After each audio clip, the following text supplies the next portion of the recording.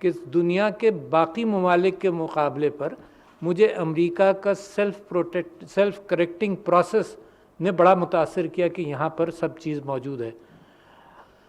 مگر لو اینڈ بیہولڈ میں 1973 سے لے کر اب تک جتنا عرصہ گزرا اس کے اندر میں مسلسل وہی کیفیت دیکھتا رہا ہوں جو سیکھنے والی انسان کے اندر نہیں ہوگی. یعنی ایک ملک کی میں نے آپ کو اس وجہ سے مثال دی کہ وہاں پر مجھے اس بات کا احساس ہوا. تو میں United States institute of peace میں ایک مرتبہ انہوں نے بلایا مجھے بات کرنے کے لیے, تو میں نے وہاں پر بھی یہی منطق رکھی. میں نے کہا کہ انسان جو ہے ایک نسل کوئی غلطیاں کرے گی, دوسری نسل اس کو بھول کر دوبارہ وہ غلطیاں کرے گی. اس کا کہنے کا مطلب یہ بھی ہے کہ مجھے کوئی بہت زیادہ ہیومن ریس کے اعتبار سے اتنا کانفیڈنس میرے ذہن میں اب نہیں آتا. 40 50 60 سال گزارنے کے بعد اب میرا جو ایمان ہے وہ متزلزل ہو گیا ہے کہ انسانیت جو ہے وہ سیکھ کر ایک پرامن معاشرے کی طرف جائے گی, کیونکہ ظلم اور ستم کی کیفیت جو ہے وہ ہتھیاروں کے ساتھ متعلق رہی ہے. جتنا بڑا ہتھیار اتنا بڑا قتال, چاہے وہ ایٹمک بام کی صورت میں دیکھ لیں یا آج بھی یہ دیکھ لیں کہ جب انسان کو مارنے پر آتا ہے تو لہٰذا اس کے اندر وہ ہمدردی کے جذبات جو ہیں وہ پہلے سے مسخ کیے جاتے ہیں. You have to criminalize a people. And that is what we see almost happening throughout the world. تو میں سمجھتا ہوں کہ انسانی سائیکالوجی کے حوالے سے بھی اور ہیومن نیچر کو مد نظر رکھتے ہوئے جب ہم اور آپ تجزیہ کریں گے, تاریخ کا بھی تجزیہ کریں گے, تو یہ RSS کا فینامنن اور یہ ہندوتوا کا فینامنن میں اور آپ آسانی سے سمجھ جائیں گے. اپنے خاندانوں کے اندر جب دوریاں ہوتی ہیں تو بھی ہم یہی دیکھتے ہیں کہ ایک ہی چیز کو کچھ لوگ دیکھ کر کسی نتیجے پر پہنچتے ہیں اور زاویہ فرق ہونے سے کچھ لوگ کسی اور نتیجے پر پہنچ جاتے ہیں. ایک ہی ایکسیڈنٹ دیکھیں گے, گواہوں کے درمیان تضاد آپ کو نظر آئے گا. اور پھر ایک اور بات ہے کہ جو آپ نے دیکھا اس کا ایک تعلق اس بات سے ہے کہ جتنے بھی پکسلز آپ نے اپنی آنکھوں کے ذریعے اور اپنے کانوں کے ذریعے رجسٹر کیے, اس میں آپ کا موڈ اور قوم کے موڈ کا کیا تعلق ہے. وہ چھنی آپ استعمال کرتے ہیں اور الفاظ کا چناؤ 8000 الفاظ تک محدود ہونے کی وجہ سے وہ چھنی بھی ایسی ہے, بڑی کورس سی چھنی ہے. اور جب میں تجزیہ کر لوں گا یا آپ تجزیہ کر لیں گے, دوسری قوم یا دوسرے فرد تک جب وہ بات پہنچتی ہے تو وہ دوبارہ میری کیفیت اور قوم کی کیفیت کی چھنی سے گزاری جائے گی اور دوبارہ انہی 8000 الفاظ کی کیلیڈوسکوپ کے اندر وہ پرو کل دوسروں کو بتائی جائے گی. تو بڑے کنفیوژنز ہیں اس کے اندر. تو لہذا آسان نہیں ہے. زیادہ آسان یہ ہے کہ گڑھے میں گر جائیں. لہذا فریکوینسی آف کریکشن از پور, فریکوینسی آف میکنگ مسٹیکس از مچ بگر. اور ویپنز آف ماس ڈسٹرکشن, اگر آپ کتاب پڑھیں, ایشیکوف نام ہے شاید ون آف دی آتھرز, ہیوبرس, اس کے اندر آپ کو پتہ چلے گا کہ کس طرح سے 4-5 معمولی بیکار ایویڈنسز کی بنیاد پر ویپنز آف ماس ڈسٹرکشن کا ایسا کیس بنایا گیا جس کی بنیاد پر لاکھوں افراد کی جانیں گئیں. ایک وہ ٹیوبس تھے جن کو یہ کہا گیا ایلومینیم ٹیوبس, جو میزائل کے لیے شاید عراق نے منوائے تھے, یہ کہا گیا کہ یہ سینٹریفیوجز بنائیں گے, جبکہ ساری رپورٹس آ گئیں کہ اس کے سینٹریفیوجز نہیں بن ہی نہیں سکتے. اس کو گھما کر دیکھ لیا گیا کہ یہ 100,000 ریولیوشنز پر منٹ کے قابل ہی یہ ٹیوب نہیں ہے, مگر they stick to that evidence. دوسرا ایویڈنس کیا تھا کہ کسی نے کہا کہ موبائل ویپنز, یہ کیمیکل ویپنز بنا رہے ہیں, اس کا ایویڈنس بھی غلط تھا. کسی نے کہا کہ نائجر سے یورینیم یہ خرید رہے ہیں, وہ evidence had no basis. But جب ایک قوم کی نظروں کے اندر چشمہ باعث کا آ جائے تو اس باعث کے چشمے کے اندر انسان کا ذہن وہی چیزیں تلاش کرتا ہے جو وہ تلاش کرنا چاہتا ہے. اب آئیے کہ میں سمجھتا ہوں کہ دنیا کی تاریخ کے اندر 2 اقسام کی قومیں ہیں اور انسٹیٹیوشنز ہیں جنہوں نے ترقی کی اور کس طرح سے کیسے انسٹیٹیوشن ہیں جو نئی ترقی کر سکے. اس میں ایک چیز بڑی بنیادی ہے اور وہ ہے انکلوزیو انسٹیٹیوشنز. انکلوزیو انسٹیٹیوشنز کی فکر یہ رہتی ہے کہ قوم کے اندر کوئی ایکسکلوڈڈ طبقہ نہ رہے. یہ ایولیوشن انسان کی تاریخ کے اندر آپ یورپ کی تاریخ دیکھ لیں تو آپ کو نظر آئے گا کہ انکلوزیو انسٹیٹیوشنز کرنٹ تاریخ کے اندر تو انگلینڈ سے میگنا کارٹا کے بعد سے وہ بننے شروع ہوئے. کچھ فرانس میں بنے, کچھ اسپین کی طرف بنے, مگر اس کے برعکس ایسٹرن یورپ کے اندر ایکسکلوسیو انسٹیٹیوشنز رہے کہ وہ فیوڈلزم, وہ بادشاہتیں, وہ انسان کے حقوق سے انکار کرنا اور کچھ ایلیٹ کو پریفر کرنا اور کچھ کو پریفر نہ کرنا کی بنیاد پر جو بھی قومیں آگے بڑھتی ہیں. تو اگر انڈسٹریل ریولوشن بھی گزر رہا ہوتا ہے تو اس سے فائدہ وہ قومیں اختیار کر لیتی ہیں جو انکلوزیو ہوں, اور جو ایکسکلوڈ کرنے کے لیے تیار ہوں اپنی قوم کے افراد کو, وہ قومیں مشکلات میں پھنسی چلی جاتی ہیں, معیشت کے اعتبار سے بھی اور انتشار کے حوالے سے بھی. اب اسی منطق کو جب میں آگے لے کر چلتا ہوں تو پھر میں ہندوستان کا تجزیہ کروں تاریخ کے اعتبار سے کیا ہوا. معیشت ہندوستان کی مغلوں کے زمانے میں, اور اگر آپ ولیم ڈیلرمپل کو پڑھیں تو ایک انارکی مثال کے طور پر اس میں سے ایک واقعہ میں آپ کو کوٹ کرتا ہوں. کہا یہ جاتا ہے, سمجھایا جاتا ہے کہ معیشت کے اعتبار سے India was one of the most prosperous regions of the world at that time.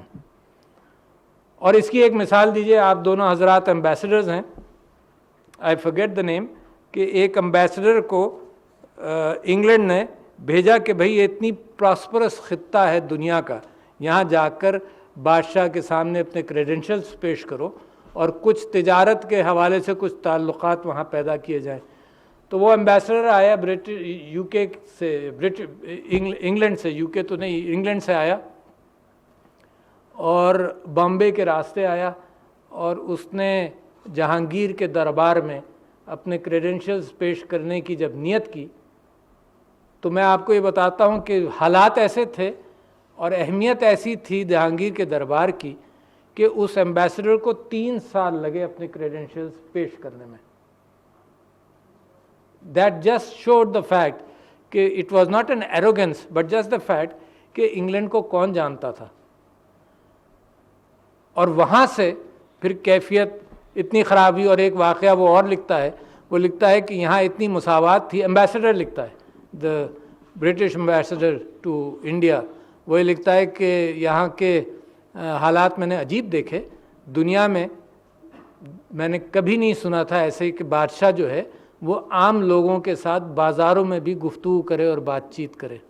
اور اس نے کہا کہ میں جہانگیر کے ساتھ پیچھے پیچھے جا رہا تھا تو میں نے دیکھا کہ وہ ایک بزرگ کے بوڑھا آدمی جس کے پاس سے بدبو آ رہی تھی, کپڑے پھٹے ہوئے تھے, اس کے پاس وہ کھڑا بھی ہوا, اس سے بات بھی کی, اس کو اپنا باپ کہہ کر بلایا بھی, اس سے گلے بھی ملا, اور آدھا پون گھنٹہ یا گھنٹہ بھر اس نے اس کے ساتھ گزارا. تو there was a huge difference between civilizations. اچھا, اب یہ ساری سویلائزیشن جو آئی وہ عام بادشاہ تھے, اسلامی بادشاہ نہیں تھے, مسلمان بادشاہ تھے, اور وہ جو کلچر بادشاہت کا تھا وہ وہی تھا جو دنیا میں تھا. کوئی انوکھی بات نہیں تھی سوائے اس کے کہ ان میں جو اچھے بادشاہ تھے وہ کچھ اسلامی اقدار کی بنیاد پر زیادہ مشہور بھی ہوئے اور انہوں نے رحم بھی کیا اور اپنی قوم کے ساتھ انصاف بھی کیا. مگر جب زوال آیا تو ایک ایسٹ انڈیا کمپنی جو بنی تو وہ اسٹاک ہولڈر کمپنی تھی, انگلینڈ میں رجسٹر ہوئی, لوگوں نے انویسٹ کیا, لوگوں نے دیکھا اسپین سے جا رہے ہیں قافلے سمندری اور سارے ساؤتھ امریکہ لوٹ کر آ رہے ہیں, تو وہاں پر تو گنجائش نہیں بنتی تھی برٹش شپس کی. پھر نارتھ امریکہ میں بھی گئے, وہاں بھی گنجائش نہیں بنتی تھی. تو کسی نے کہا کہ India is full of riches, تو دس اسٹاک کمپنی, اس میں اسٹاک خریدا تو کوئی 200 برٹشرز نے, اور یہ ایسٹ انڈیا کمپنی فلوٹ ہوئی اسی انٹینشن سے کہ تجارت کریں گے, اپنے سمندری راستے سے جہاز جائیں گے اور تجارت کریں گے. Gradually you and I know کہ it started as a trading company, اس کے ساتھ ساتھ جب انہوں نے دیکھا کہ یہاں تو کچھ ہے نہیں, یہاں پر ہم ایکسپلائٹ کر سکتے ہیں, تو وہ معاملہ بڑھتے بڑھتے جہاں گیا، جیسی سازشیں ہوئیں، جس طرح سے میر جعفر اور میر صادق اور یہ سب لوگ وہاں ہمارے ہاں ہندوستان کے اندر جس طرح سے مغل زوال بھی ہو رہا تھا، اس زوال کے اندر یہ کیفیت پیدا ہوئی کہ برٹش یہاں پر آ گیا۔ اب جب برٹش آ گیا اور 1857 کی کیفیت پیدا ہوئی، اس کے بعد ایک بہت بڑی اپارچونٹی ہندوؤں کو، دیکھیے میں جو گفتگو کروں گا اس کے اندر ہندو سے میری مراد کوئی ریلیجیس پریجڈس نہیں ہے. I am just tracing the religious politicization of India. So keep that in mind. So therefore this is the qualification which I wanted to mention. تو وہاں پر ان کو محسوس یہ ہوا کہ مسلمانوں سے مسلسل ٹوٹل چھٹکارا بھی حاصل ہوگا اور برٹشرز کے ساتھ کوئی کولیبریشن سے فائدہ ہو. اس کے اندر سر سید احمد خان بھی پیدا ہوئے جنہوں نے یہ کہا کہ بھئی سیکھنا پڑے گا علوم کو، ایسا نہیں ہو سکتا کہ علوم نہیں سیکھو اور تم لوگ ترقی کر جاؤ. That was a huge struggle. But at one point in time مسلمانوں کو خیال یہ ہوا کہ نہیں، یہ معاملہ آگے نہیں چلے گا. That point is earlier than Quaid-e-Azam. یعنی قائد اعظم کو جب خود احساس ہوا، اس سے پہلے مسلم لیگ بنی. And recently I was reading the memoirs of Sir Aga Khan the third, Sultan Muhammad Shah. ان کا کہنا یہ تھا کہ سب سے زیادہ and he was narrating the fact کہ محسن الملک اور ان کے کچھ لوگوں کے ساتھ مل کر ان کو یہ احساس ہوا کہ political Hindu of India will never give the rights to the مسلمان. یہ جب احساس ہوا تو انڈیا وہ مسلم لیگ بنی. مگر ہی رائٹس کہ the biggest opponent of the Muslim League was one of our own, who was a young barrister who had started a lucrative practice in Bombay. These were the words he used. And then he mentions later how did Qaid Azam Muhammad Jinnah, after all his efforts for united India, when he failed, تو then Pakistan کا notion بڑھا.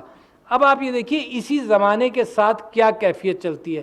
ایک دور اور آتا ہے، یہ آریہ سماج جو ہے وہ 1875 سے شروع ہوا.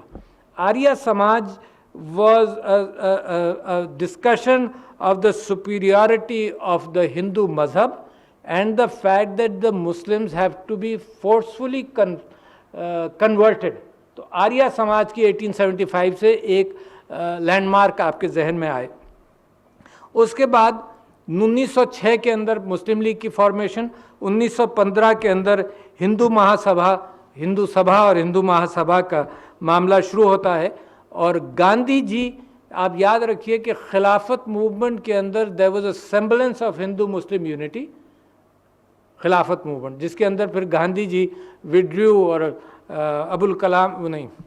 مولانا محمد Ali Jauhar was left holding the burden for some time. And in 1923 Savarkar, who is the founder of Hindutva, in fact coining of the word of Hindutva, اس نے چار ریکگنیشنز رکھیں کہ ہندو یہ ہوگا جو اپنے فادر لینڈ اور مدر لینڈ سے آئیڈینٹیفائی کرے گا، ہندو جو زبان سنسکرت کے اعتبار سے اپنے آپ کو اس کے ساتھ وفاداری دکھائے گا، اور پھر اس کو لے کر گوالکر وغیرہ چلے. یہ تو ایک تاریخی کیفیت ہے. مگر میں آپ کو بتاؤں اب کیا ہوا. اب یہ ہوا کہ پاکستان جس کو کبھی وہ سوالو اور ہضم نہیں کر سکے تھے، اور مسلمان جس کو یہ احساس in the beginning of the 19th century ہونا شروع ہوا کہ ہندو ساتھ نہیں چلائے گا، اور یہ میجورٹی اگر جمہوریت والی انصاف والی میجورٹی ہو جس کے اندر مائنورٹیز کو بھی برابر سمجھا جائے تو وہ ہضم ہو سکتی ہے. مگر ایکسپلائٹیٹو میجورٹی ہو جو مائنورٹی کو بالکل اگنور کرے، وہ ہضم نہیں ہوگی. تو سارے امپورٹنٹ مسلمان لیڈرشپ نے یہ طے کیا کہ پاکستان بننا چاہیے. البتہ ایک بڑا فیکشن آف مسلمان including some of my relatives stayed back in India, my very close and dear relatives, and I remember discussing these things in Lucknow with them once upon a time in the 70s, even in the late 60s, کہ جہاں پر میرے رشتہ دار یہ کہتے تھے کہ تمہارے پاکستان بننے کی وجہ سے ہم مظالم سے دو چار ہیں. اگر تم نہیں بناتے پاکستان اور ہم اکٹھا ہوتے تو ہم ان سب کا مقابلہ اچھی طرح سے کر سکتے تھے. So I have heard that within my own family, and I've argued upon it within my own family, but this is the discussion, this is the real discussion of the Mussalman of India. यानी आप समझते हैं जब कायदे आज़म यहाँ आ गए तो उन्होंने हिंदुस्तान को अकेले नहीं छोड़ा, वहाँ के मुसलमानों को नहीं छोड़ा, उन्होंने दो लोगों को, दो पर्सनालिटीज़ को इसलिए अहकामात दिए, मगर उस ज़माने के अहकामात यही होते थे कि सर्कमस्टांसेस में चेंज। एक चौधरी खलीक़ुज़्ज़मा साहब थे, आप वाकिफ़ होंगे, और दूसरे थे नवाब इस्माइल ख़ान। नवाब इस्माइल ख़ान साहब बिलोंग टू मेरठ और चौधरी खलीक़ुज़्ज़मा साहब बिलोंग टू लखनऊ, और दोनों से कायदे आज़म ने ये कहा था कि जी हम जा रहे हैं, आप लोग यहाँ रहें, आपके प्रॉपर्टीज़ हैं, आप रहना भी चाहते हैं, और you will be responsible for the Muslims of India. So the Pakistan did not form कि भाई वो जाने, उनका काम जाने, that is their internal matter, it was never form like that.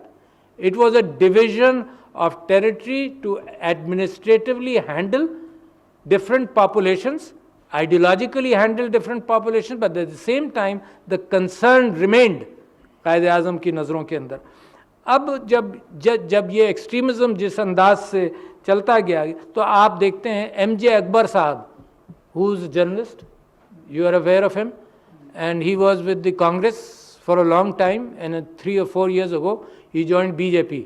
तो MJ अकबर साहब ने एक किताब लिखी, rights after rights, and that's a good, जब आप अपनी रिसर्च कंपाइल कीजिएगा हिस्टोरिक, तो that's a very good compilation of the fact कि कितना हर राइट के अंदर मुसलमान को कितना गिराया गया है। और होता ये है, अगर आप वाकिफ़ हों, क्योंकि मैं तो जाता रहा हूँ, अपने रिश्तेदारों को देखता रहा हूँ, मैं वाकिफ़ हूँ कि हर राइट के अंदर होता क्या है, एक ख़ानदान का एक बंदा अगर तरक्की कर रहा होता है तो वो अपने सारे ख़ानदान को साथ लेकर चलता है। अच्छा, मगर अगर उसका कारोबार तबाह हो जाए और उसकी दुकान जला दी जाए तो सिर्फ वो एक नीचे नहीं गिरता, वो सारा ख़ानदान गिर जाता है। तो rights after rights is what has happened in India, जिसके अंदर ये कैफियत पैदा हुई कि मुसलमान is the most down trodden of the minorities in India. तो ये इकोनॉमिक आइसोलेशन जो है वो इसी अंदाज से होता है।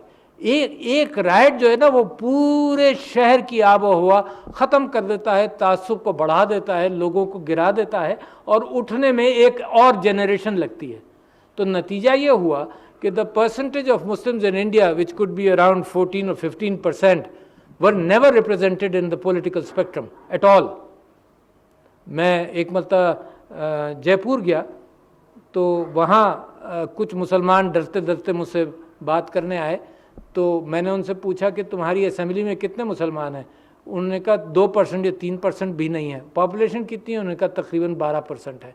So that has happen, non representation has also happen.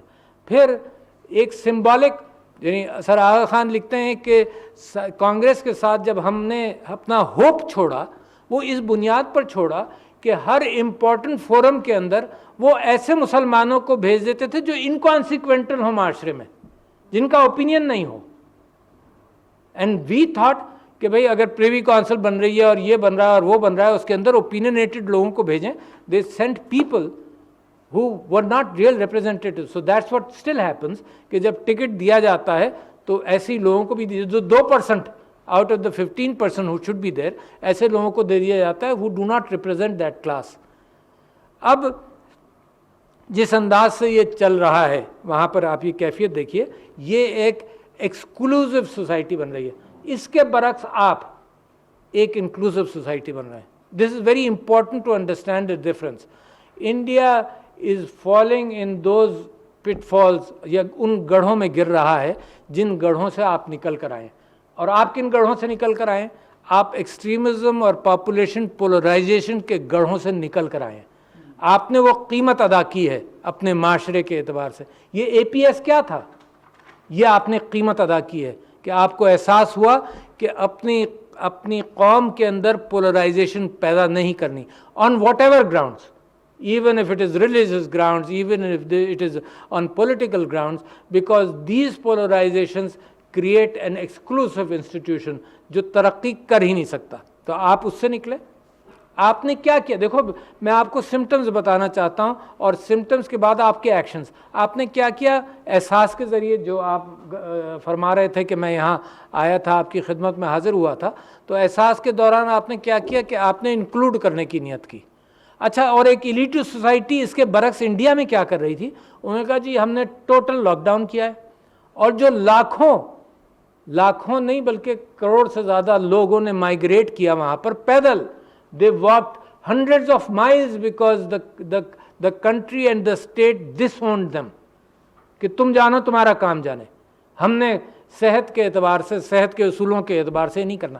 But at the same time, if you look at Indian polls, Modi government's popularity has not reduced despite the COVID situation. یعنی you would expect کہ Covid کے اندر بہت حالات خراب ہوئے تو لہٰذا popularity ان کی کم ہوگی، نہیں ہوئی. کیوں؟ کہ he is playing on a different fiddle, he is playing on a different musical instrument which is entrancing the people of India, and he is getting an advantage because of that orchestra which he is جس کی symphony کو وہ lead کر رہے ہیں. اور وہ orchestra ہے تعصب کا، اور تعصب کا آرکیسٹرا مجھ جیسا آدمی واقف ہے. یعنی آپ نے یہ فرمایا ابھی تھوڑی دیر پہلے کہ اس کا بھی کوئی اینڈ ہوتا ہے، مطلب جو چیز چڑھتی ہے وہ گرتی ہے. I am one of those who have been fooled by this myself. I fooled myself کہ جب کراچی کے اندر MQM کا تعصب چڑھنے لگا اور بڑھنے لگا تو I was one of the few people who could never agree, not from day one, who could not agree to that philosophy کہ ریشل بنیادوں پر انسانوں کا پریفرنس کیا جائے یا زبان کی بنیاد پر کیا جائے. اور جو میرے نبی صلی اللہ علیہ وسلم نے آخری خطبہ دیا تھا جس کے اندر عربی اور عجمی کو برابر کیا تھا، تو for me to unlearn this after 1400 years تو دیٹ واز ناٹ پاسبل. مگر میں نے یہ سمجھا تھا، my relatives then went along with that philosophy. تو میں نے یہ سمجھا کہ 5-6 سال لگیں گے، ختم ہو جائے گا. نہیں، it did not. It took 15 or 20 years for that philosophy to end. تو میں آپ سے یہ کہہ رہا ہوں کہ اگر امریکہ میں آج یہ شروع ہوا ہے معاملہ تو 20-25 سال سے کم کی کہانی نہیں ہے. اگر یورپ کے اندر یہ معاملہ شروع ہوا تھا، جہاں میں انکلوزیو اور ایکسکلوزیو تاریخ کے حوالے سے آپ کو درخواست کروں گا کہ Why Nations Fail is a good book which talks about these phenomenons. تو اس کے اندر آپ یہ دیکھیں کہ یہودیوں کو جب آئسولیٹ کیا گیا تو برلن کے اندر دا جوئش گھیٹو، برلن کے اندر جو Jewish گھیٹو was 10 yards wide and 4 kilometers long. Can you imagine? کہ all Jews stayed in Berlin in that ghetto which was 10 years wide and 4 kilometers long. They couldn't stay out. صبح کام پر جا سکتے تھے، واپس آنا پڑتا تھا. شادی کرتے تھے بغیر پرمیشن کے، شادی نہیں ہوتی تھی. بٹ کسی کو سپریس کر کے ختم تو نہیں کیا جا سکا. When the time came, they were able to rise back and do whatever they want to, and they're repeating that. یعنی آپ غازہ کو اگر آپ دیکھیں گے تو غازہ یہ تو 10 yards اور 4 kilometers long تھا.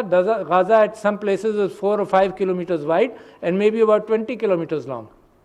اس سے زیادہ بڑا نہیں ہے. میرے خیال سے اسلام آباد سے چھوٹا ہے ہر اعتبار سے. تو لہٰذا میں آپ کے سامنے یہ کہہ رہا ہوں کہ یہ کیفیت جو ہندوستان کے اندر چلی ہے یہ چلے گی.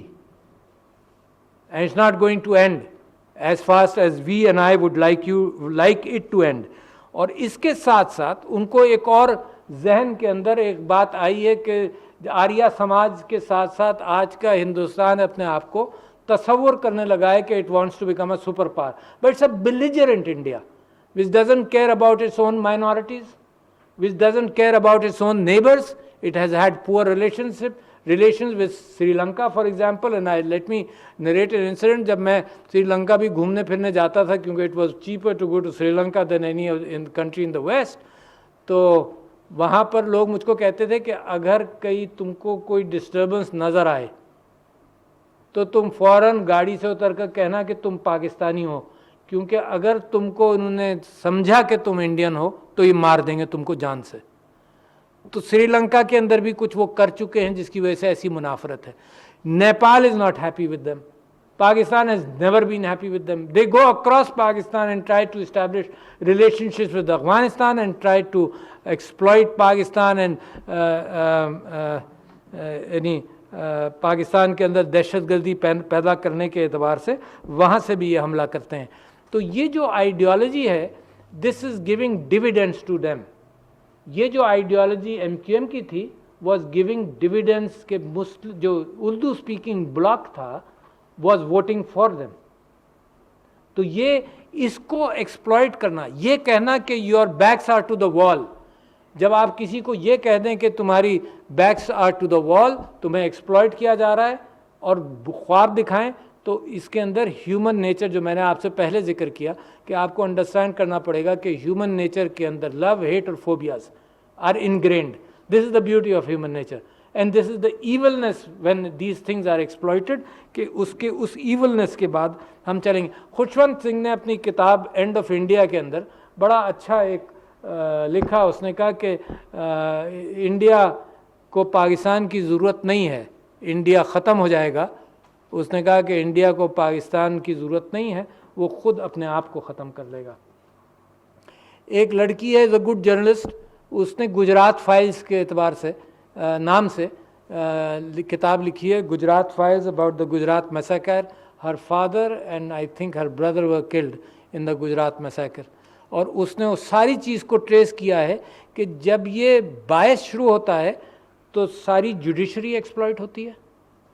ان کو وہاں پر ایشورنسز دی گئیں جو گرفتار ہوئے, جب وہ بدماشی کرنے نکلے تھے تو ان کو ایشورنسز دی گئی تھیں کہ 3 دن سے زیادہ تم نہیں رہو گے, don't worry, go out and do whatever you want to. جب وہ گرفتار ہو گئے تو ان کو ایشورنسز دی گئیں کہ تمہارے ساتھ, and this is all there in the Gujarat files.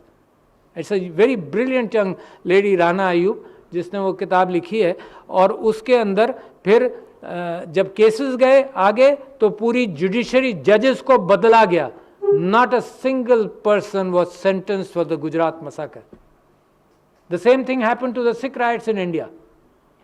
وہاں بھی آپ ساری اس کی تاریخ اٹھا کر دیکھ لیں جو 83 یا 84 میں ہوئے تھے after Indira Gandhi was killed, تو کسی کو سزا نہیں ملی وہاں پر. So the entire judiciary, you look at this 5th August change in Kashmir, اس کے اوپر Supreme Court, while it was hearing other things in urgency, refused to hear this until it became law.